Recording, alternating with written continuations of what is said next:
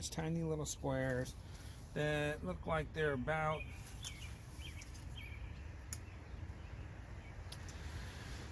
somewhere between a ½ inch and a ¼ inch. Little tiny squares, let's just call them that.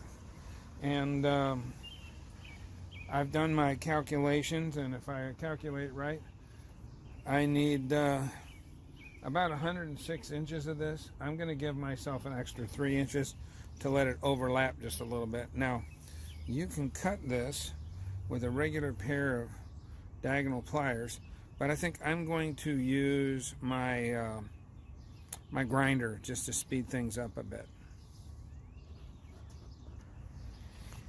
Now, I've talked in previous videos about how this Ryobi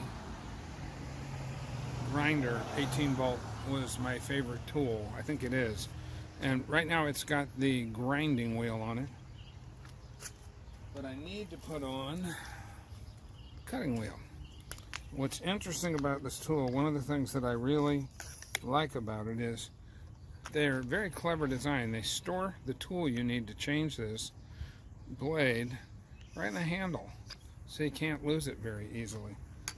Now, the process to make this happen, you have to push down this button. You have to push it pretty hard, and if you get it halfway, it'll make kind of a clickety-clickety noise. But when you get it right, you can get it going. Sometimes you have to really, I didn't show you what I was doing. All right, you get the tool in these little holes. There's 4 little holes, and here's the little tool, the teeth. Put it in there, push that button down, and you back it off. Now, I'm going to admit that I went ahead and loosened that before I did this video so I wouldn't look as weak as I am. But I can still get it off. You can do it. But I've got old man hands. All right, so you put it back on with the little ring facing up.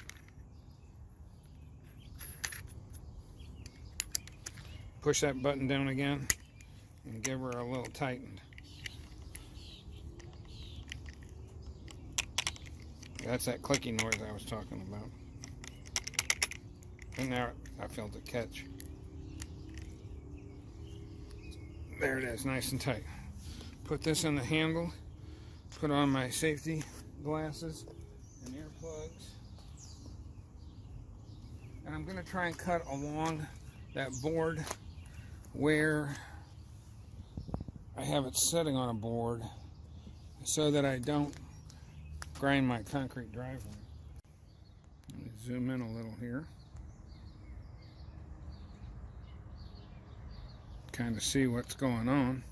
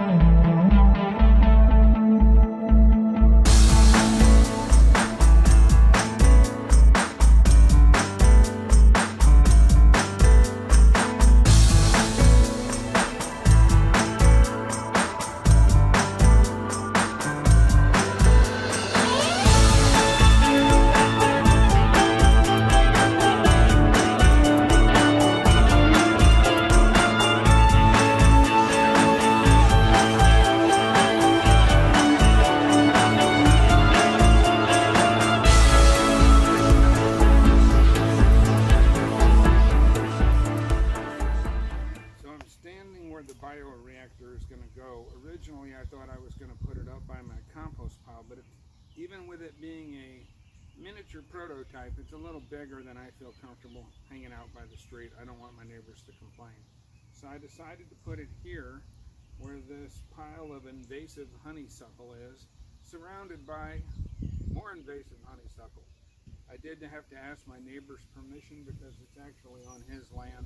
He gave me the thumbs up, and I told him he'd be welcome to some compost later. Neighbors being neighborly. So now I'm going to put the bioreactor together and put the honeysuckle at the bottom of the bioreactor. Stay tuned.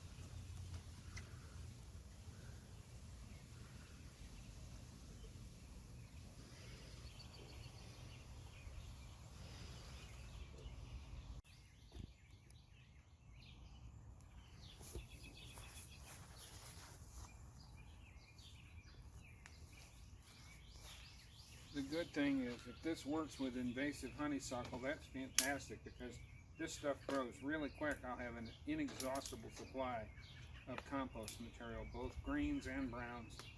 I can take the leaves off for my greens.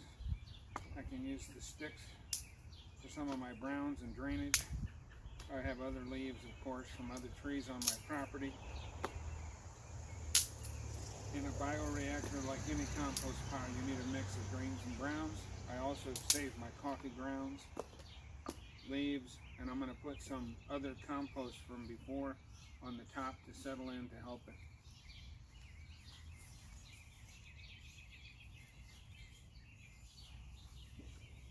I decided to go ahead and move the bioreactor under the tree before I filled it up anymore because I was afraid it was going to get heavy. And I resorted to going to get myself a couple different pruning shears so I could see if I could speed this process up a little bit.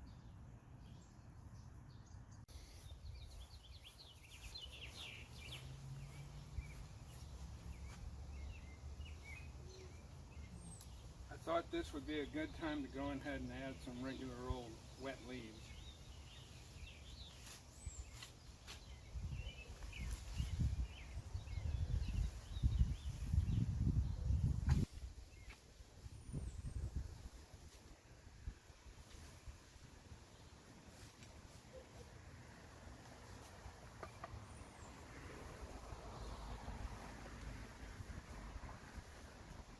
I did get a little compost out of my pile up there too.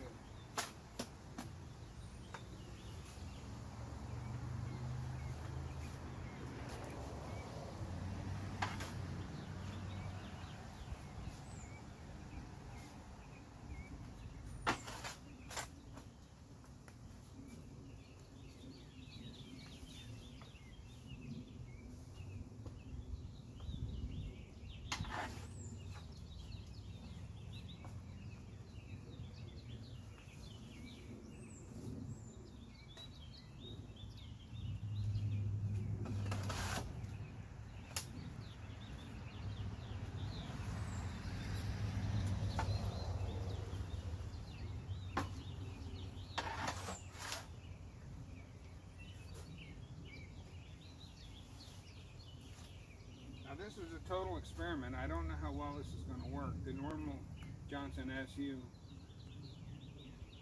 can't think of the right name.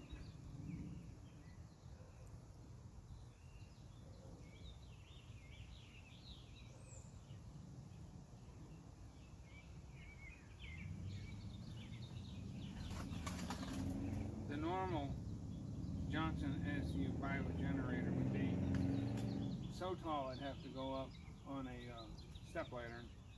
Pushing 62, I'm not really interested in climbing up step ladders to get compost into a pile. I like compost, but not that much. So we'll see if my idea works. There is no fabric so far. We'll see if I shoot myself in the foot or if it works. But I decided to forego the landscaping fabric that they have on the Johnson SU bioreactor and just try for a little simpler design and see if we can get similar results for people out there.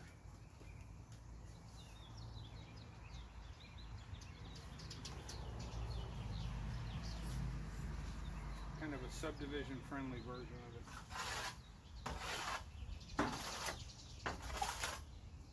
Now I've heard that the Johnson SU reactor was actually designed by his wife, not by Dr. Johnson. It was on one of his videos, so I'd like to give a shout out to her as well. Thank you, ma'am. And I think my wife, speaking of wives, wants to take a walk, so we're going to go take advantage of the clear weather for a while. It's been raining like off and on a bunch.